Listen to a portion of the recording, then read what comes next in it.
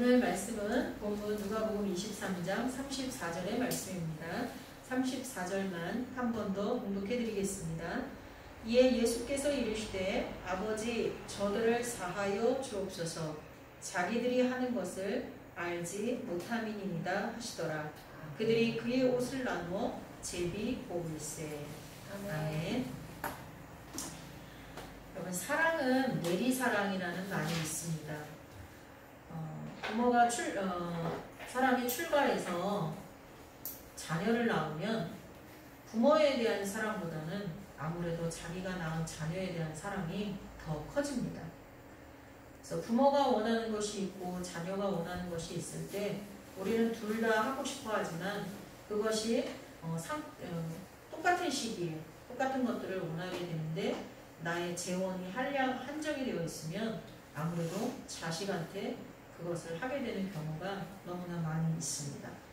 또 형제간에도 누나나 형이 동생을 사랑하는 마음이 동생이 형이나 누나나 언니를 사랑하는 것보다는 더 큰 것을 살아가면서 많이 경험하게 됩니다. 그래서 우리의 선조들은 사랑은 내리사랑이다라는 말을 우리에게 들려준 것 같습니다. 그리고 또 사랑하다 보면 더 많이 사랑하는 사람이 지게 되어 있습니다.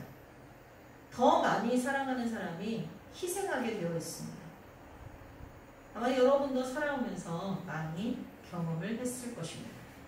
그럼 하나님과 우리는 누가 더 많이 사랑할까요?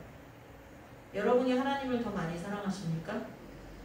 아니면 하나님이 여러분을 더 많이 사랑하겠습니까?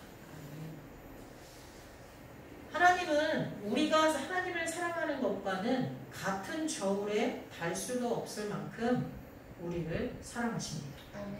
믿으십니까? 아멘. 아멘. 그 사랑은 당신의 목숨값만큼이기 때문입니다. 아멘. 누가 어떤 사람을 사랑하는데 자기의 생명을 바쳐서 사랑하기가 쉽겠습니까? 어렵습니다. 그런데 우리 예수님은 당신의 목숨값으로 우리를 구원하셨습니다. 그만큼 우리를 사랑하셨습니다. 사람의 목숨은 누가 더 귀하고 덜 귀한 것이라 말할 수가 없습니다. 똑같습니다. 그래도 우리는 노인보다는 어린아이들이나 학생, 청년들이 죽었을 때 더 안타까워합니다.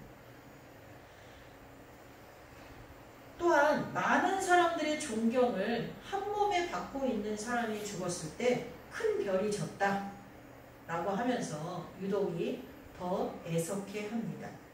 왜 그럴까요? 아마도 살아온 날보다 앞으로 더 살 날이 많은 어린 학생들이기 때문일 것이고 또 다른 이들에게 끼칠 선한 영향력이 더 크기 때문일 것입니다. 그러나 또 숨은 이유가 있을 수도 있겠죠. 다른 이유들이. 그렇지만 이유는 굳이 여기서 따지지 않더라도 같은 측면에서 생각해 볼 때 인간으로 오신 하나님, 즉 예수님의 죽음은 감히 그 가치를 측정할 수 없을 만큼 엄청납니다. 신이신 예수님이 인간인 우리, 피조물인 우리를 위해서 그 생명을 내어놓으신 거예요. 이거는 그 생명의 가치를 우리는 뭘로도 비교할 수가 없습니다. 그런 목숨을 우리를 사랑하셔서 내어 놓으셨다는 것입니다. 그리고 그 생명값으로 우리의 죄값을 지불하시고 우리를 속량해 주셨습니다. 이보다 더 큰 사랑이 있을까요? 오늘 본문은 예수님이 십자가에 달리셔서 죽어가시면서 남기신 말씀입니다. 여러분, 가시관을 쓰셨다고 하는데요. 우리가 생각하는 조그만 가시가 아닙니다. 정말 쇠목 같은 그런 가시로 삥 둘러서 만든 모자 같은 것을 어떻게 한 거예요? 머리에다가 놀러 쓴 거예요. 그럴 때 이 머리통을 뚫고 그 가시가 들어가서 흐르는 그 피, 여러분 영화나 이런 데서 좀 봐서 대충 상상을 하실 거예요. 얼마나 그 고통이 클까요?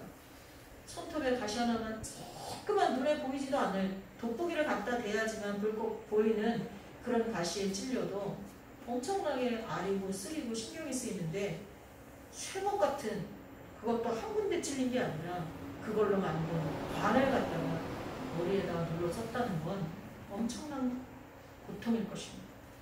거기다가 십자가에 매달려서 온 몸이 처지는데 그 처진 것을 못에 박힌 손이 감당하고 있는 거예요.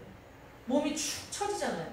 사람이 힘을 잃으면 더 처지잖아요. 그거를 이 팔에, 이 손에 박힌 못으로 그걸 감당한다는 거예요. 그거만이면 사람들이 찢어지잖아요.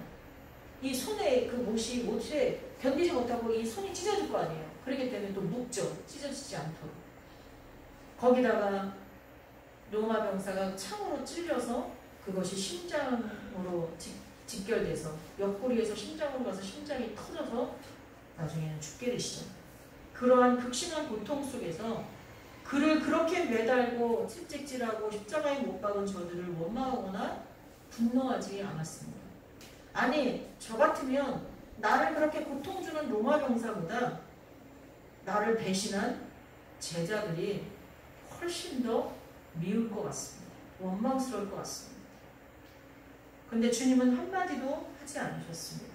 실망하거나 좌절하지도 않으셨고 그들을 저주하지도 않으셨고 이제 곧 심판한다고 심판의 예고도 하지 않으셨습니다. 오늘 말씀처럼 아버지 저들을 사하여 주옵소서. 자기들이 하는 것을 알지 못함이니이다.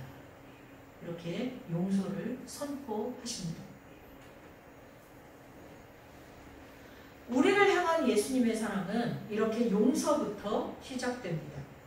하나님의 명령을 어기고 당신의 사랑을 배신하고 결국 선택한 것이 죽을 때까지 죄의 종노릇하다가 영원한 지옥불에 떨어질 수밖에 없는 것이었는데도 불구하고 그런 우리를 용서하시고 구원하여 주신 것입니다. 세상에 이보다 완벽한 용서가 어디 있습니까? 사람은 용서한다고 해놓고도 그게 밑바닥에 가라앉아 있습니다. 비슷한 상황이 되면 똑같은 얘기를 자꾸 반복합니다. 사람의 용서는 완벽하지 않습니다. 용서한다고 했지만 그 앙금이 남아있다는 거예요. 어떤 아버지가 아들이 너무너무 말썽을 피웁니다. 아무리 말을 해도 듣지를 않습니다. 그래서 하루는 아들이 말을 듣지 않을 때마다 그 자기 집 울타리에다가 못을 박습니다. 아들이 아버지한테 그건 뭐 하는 거예요? 물어봅니다. 네가 잘못할 때마다 아버지의 말에 순종하지 않고 못된 짓을 할 때마다 내가 이렇게 못을 하나씩 박았다. 이렇게 얘기합니다. 아들이 깜짝 놀랍니다. 울타리를 뺑 눌러서 못이 박혀 있는 거예요. 빈틈이 없을 정도로. 아들이 충격을 먹었습니다. 그래서 그럼 저 못을 해결할 방법이 없습니까? 너무 보기 흉합니다.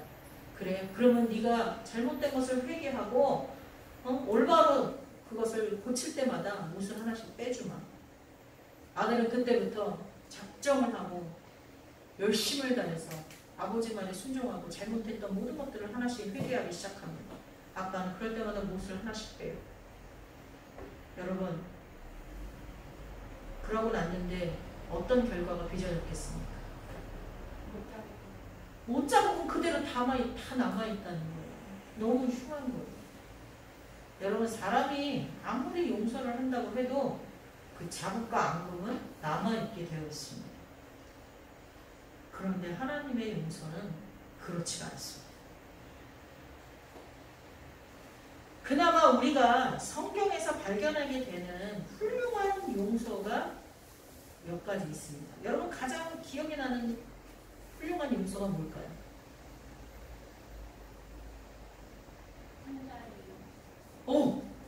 제가 준비한 것 중에 하나 맞히셨습니다. 예, 아버지의 돈을 미리 달라고 해가지고 해외로 나가서 허랑방탕하게 사용하고 거지가 된 다음에 그 유대인들이 혐오하는 돼지 우리 치는 데 가서 일하면서 돼지가 먹는 걸 먹다가 아, 내가 잘못됐구나. 이건 잘못됐어. 내가 그 당시도 그렇고 우리나라도 그렇고 살아있는 부모의 재산을 먼저 달라는 거는 불효막심한 거예요. 그런데 그 당시는 더 했겠죠.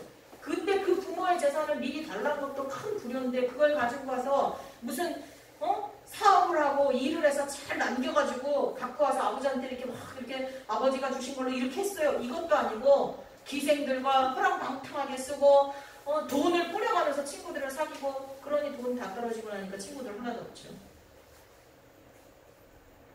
그 모든 것들을 회개하고 돌아왔을 때 아버지가 어떻게 해요? 그가 어떻게 살았는지 중요하지 않아요. 그가 돈을 다 썼는지 중요하지 않아요. 어떻게 하죠?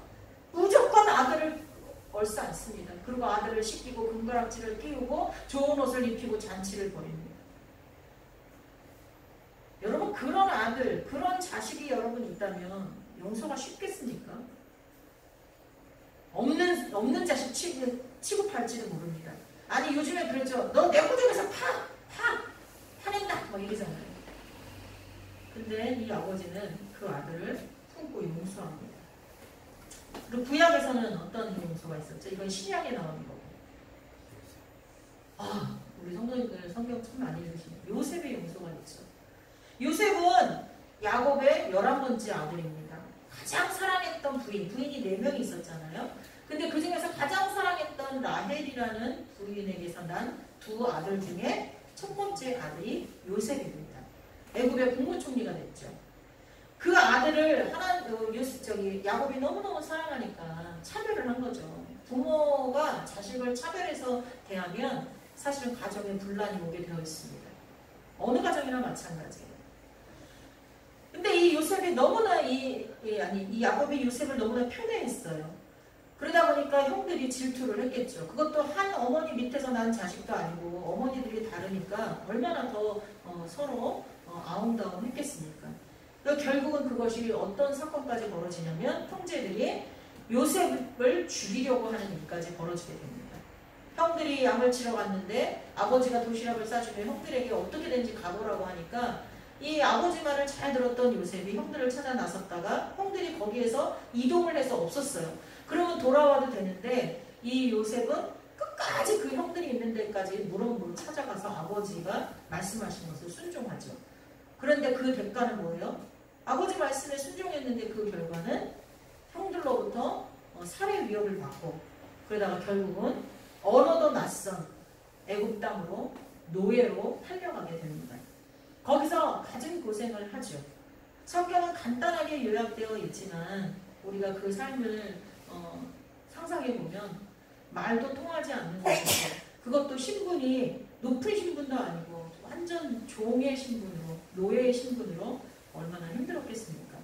그럼에도 그가 형들을 만났을 때 자신 안에 쌓아있던 울분이 많으면 분노가 많으면 그걸 형들에게 다 갚아버렸을 텐데 요셉은 어떻게 합니까? 걱정하지 말라고. 여기에 형들이 나를 팔았지만 이렇게 하신 일은 하나님이시라고. 가족들과 이스라엘 온 백성을 구원하기 위해서 나를 먼저 보낸 것이라고 고백한 부분이 있습니다. 여기서 저는 읽을 때마다 가슴이 뭉클하고 감동이 되고 눈물이 납니다. 이 용서, 형제들을 용서한 요셉의 용서는 예수님의 용서와 우리를 용서하신 하나님의 용서와 비교할 수는 없지만 차원은 다르지만 너무나 훌륭한 용서라고 볼 수가 있습니다. 우리로서는 감히 흉내내기 어려운 용서입니다. 이렇게 요셉의 용서는 가족들을 기근해서 구원하는 용서가 되었고요. 또 진실되게 회개할 수 있는 형제들이 진실되게 하나님 앞에 회개할 수 있는 기회를 줬고요. 그래서 모든 가족이 화평을 누리게 되었습니다. 그리고 가장 중요한 것은 하나님께서 언약하신 400년 동안 애굽에서 종살이 하다가 이게 사람들이 많아져서 결국은 하나님이 약속하신 가나안 땅으로 가잖아요. 근데 주님이 약속하신 게 뭐예요? 아브라함에게 너의 후손이 별과 같이 많아질 것이다 약속했잖아요. 그런데 기근을 피해서 간 애굽 땅, 그 비옥한 애굽 땅에서 정말로 하나님의 언약이 성취되는 일이 일어나게 되는 것입니다. 그래서 어떤 학자는 언약의 역사를 이루는 가장 결정적인 열쇠는 용서다라고 이야기한 학자도 있습니다. 제가 여기 옆에 있는 성광교회에서 전도사로 실무할 때 새벽 기도 때 기도를 하고 있는데 이렇게 손이 못자국 난 손이 저에게 나와서 손을 벌리라 라는 음성과 함께 열쇠 꾸러미를 하나 주고 가셨어요. 그래서 그 열쇠를 저는 환상 가운데 받았거든요. 그 베드로가 받은 천국의 열쇠, 땅에서 열면 하늘에서도 열리고 땅에서 닫으면 하늘에서 닫는다. 베드로에게 주신 그 천국 열쇠를 저 또한 받았다라는 그런 기쁨과 감사로 그것을 잊지 않고 살았습니다. 근데 이 설교를 준비하면서 이 열쇠가 베드로에게 주신 천국 열쇠와 같은 그 열쇠뿐만 아니라 용서를 뜻하는 것이기도 하구나라는 생각을 문득 하게 되었습니다.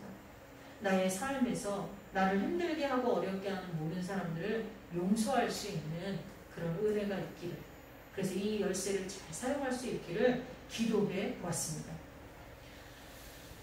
그리고 아까 탕자를 용서한 그 아버지의 용서에서도 마찬가지로 탕자가 진실된 회개를 하고 용서를 구하니까 아버지가 아무것도 따지지 않고 용서해 줌으로써 이 탕자의 신분이 회복되었습니다. 환경이 회복되었습니다. 관계가 회복되었습니다. 그리고 평화가 찾아왔습니다. 용서는 이렇게 회복과 화해와 평화를 우리에게 허락해 줍니다. 특별히 예수님의 용서는 단 한 번에 이루어진 구원의 역사를 이루어내셨습니다. 주님께서 그렇게 용서하시고 자신의 생명을 내어놓지 않으셨다면 우리는 정해진 길로 갈 것입니다. 우리는 이 땅에서 탐욕에 물들어서 제 멋대로 살다가 죽어서 영원한 불구덩이 속에 떨어지는 운명에 처하게 되어 있었습니다. 그런데 우리를 향하신 예수님의 용서와 사랑으로 우리의 신분이 회복되어 하나님의 자녀가 되었고요. 하나님과의 막혔던 담이 무너지면서 관계가 회복되어서 우리가 하나님을 아버지라고 아빠라고 부를 수 있는 특권을 얻게 되었다는 것입니다. 그뿐만이 아닙니다. 우리는 다른 사람을 우리가 축복하면 그 축복을 그대로 이루어 주신다고 했습니다. 저와 여러분의 입에서 선포되는 축복이 그대로 되게 하신다는 겁니다. 저주도 마찬가지로 우리가 저주하는 자가 저주받게 하시는 그 특권을 우리에게 허락하셨다는 거예요. 저와 여러분의 입술로 많은 이들을 축복하는 자들이 되시기를 예수님의 이름으로 축원합니다. 아멘. 국제 평화 구축을 위해서 활동해온 존 폴 레더라크, 여러분에게 나눠준 매일 성경 맨 앞부분에 나오는 이야기입니다. 그 사람은 이런 말을 했어요. 화해는 고통의 강에 집을 짓는 지난한 과정이 필요하다. 이게 무슨 얘기예요? 화해가 쉽지 않다는 거예요. 화해는 고통의 강에다가 집을 짓는 것과 같은 정말 질기고 험난한 그런 과정이 필요하다는 것입니다. 그래서 하나님의 창조가 이 세상의 선함의 기초라면 용서의 은혜로 이 세계는 비극의 깊이를 품은 아름다움을 가지게 됐다라고 신학자 김진혁은 말하고 있습니다. 이게 뭐냐? 하나님의 창조는 하나님의 선함의 기초에서 나온 거예요. 그런데 이 세상이 아름다운 것은, 비록 비극을 품었어도 아름다운 것은 용서의 은혜에서 시작된다는 거 아닙니까? 그리스도인이 된다는 것은 무엇을 의미할까요? 그리스도인이 된다는 것, 여러분 그리스도인이시잖아요. 이건 뭘 의미할까요? 그리스도인이 된다는 건 맞아요, 그거예요. 그런데 그걸 좀 더 구체적으로 얘기한다면 그리스도인이 된다는 것은 용서할 수 없는 사람을 용서한다는 뜻입니다. 사랑이 어디서 시작된다고요? 용서에서 시작돼요. 따라해봅시다. 그리스도인이 된다는 것은 용서할 수 없는 사람들을 용서한다는 뜻이다. 이게 그리스도인이 된다는 거예요. 이걸 통해서 세상 사람들이 야, 그리스도인은 다르구나 라는 것을 보여줄 수 있는 거예요. 이걸 통해서 예수 그리스도의 사랑을 보일 수가 있는 거예요. 다른 건 다 똑같아요. 우리가 이 땅을 살아가면서 세상 사람과 구별되는 게 싶고 자고 싶고 똑같이 좋은 거 있으면 가지고 싶고 그리스도인들끼리 모였다고 해서 좋은 아파트 얘기 안 합니까? 멋진 차 얘기 안 합니까? 예쁘고 잘생긴 남자 여자 얘기 안 합니까? 우리들이 만나서 얘기하는 대화도요 똑같아요. 사실은 비슷해요. 많이 똑같아. 좀 다른 사람이 있다면 참 멋진 것 같아요.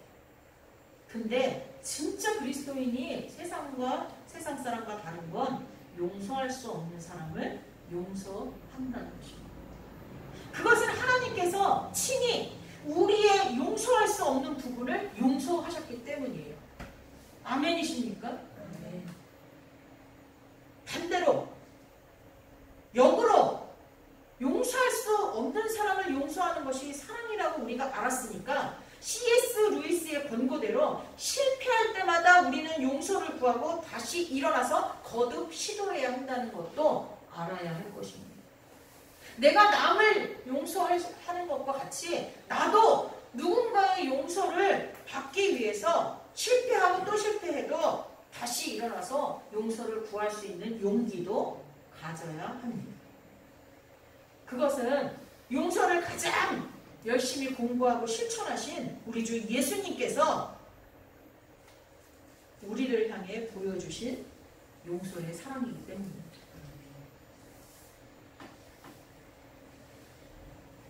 성도 여러분, 우리 주님께서는 또한 뭐라고 말씀하셨냐면 직접 회개하고 용서를 구하면 7번뿐 아니라 7번씩 70번이라도 용서해 주라고 하셨습니다.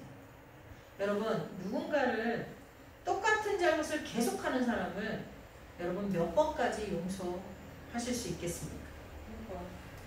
2번이라고 얘기하십니다. 3, 3번이라는 게 참 우리나라에 강하죠.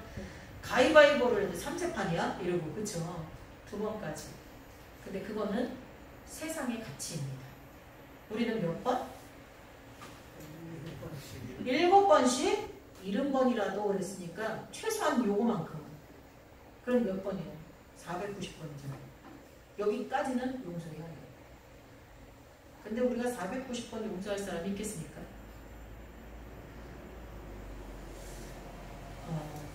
아까 말씀드릴 때 나왔던 틸리라는 그런 신학자는 기독교의 은혜는 거부된 것의 용납이다라고 이야기를 했습니다. 너는 용납되었다. 너는 용납되었다. 너보다 더 큰 것에 의해 그리고 내가 그 이름을 알지 못하는 것에 의해 용납되었다.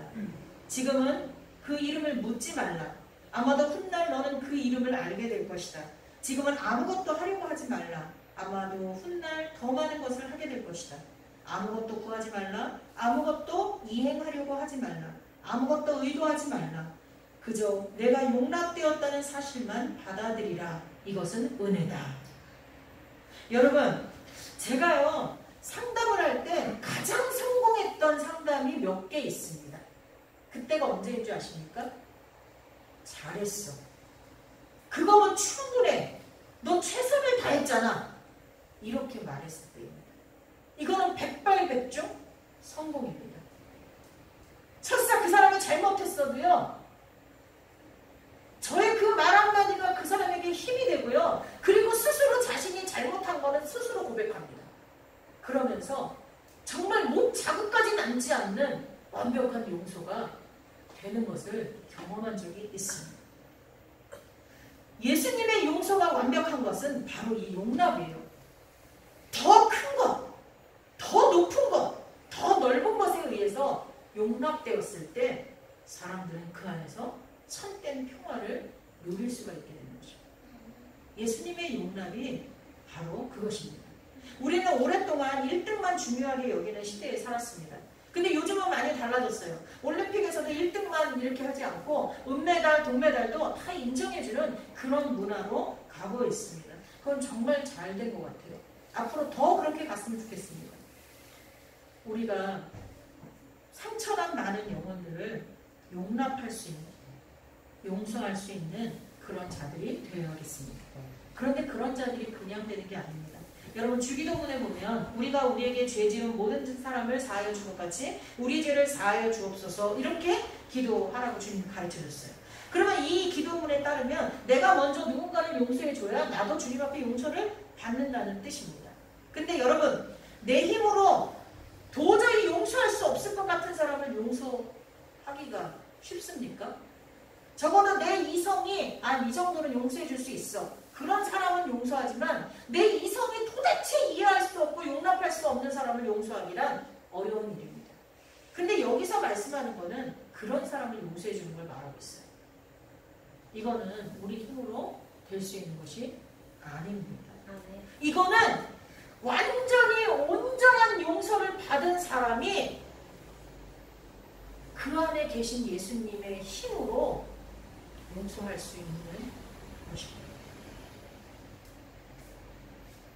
모든 인간은 온전해지기 위해서 각자 다른 방식으로 하나님의 용서가 필요하다고 랭던 길키라는 사람은 말했습니다. 가장 완벽한 용서를 맛보지 않고는 그 비슷한 용서도 할 수 없다는 것을 우리는 깨달아야 할 것입니다.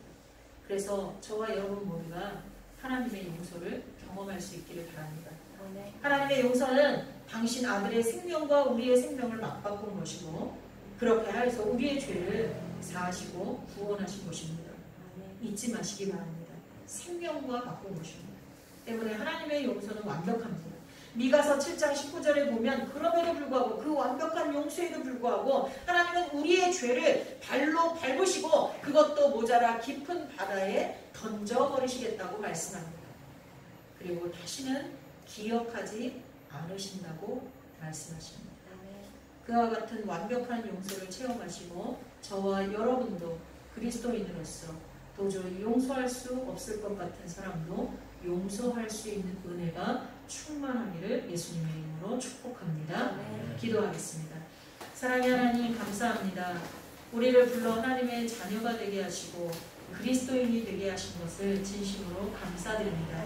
오늘 말씀을 통하여 그리스도인이 된다는 것은 도저히 용서할 수 없는 사람을 용서하는 것이라고 배웠습니다.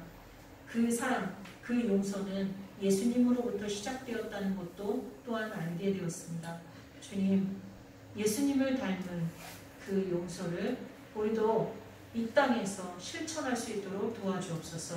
그것을 통하여 내가 하나님의 자녀이고 예수 그리스도의 거룩한 신부가 됨을 나타내게 하여 주옵소서. 그것을 통하여 예수님을 증거할 수 있는 저희가 되게 하여 주옵소서. 예수님의 이름으로 기도하옵나이다. 아멘.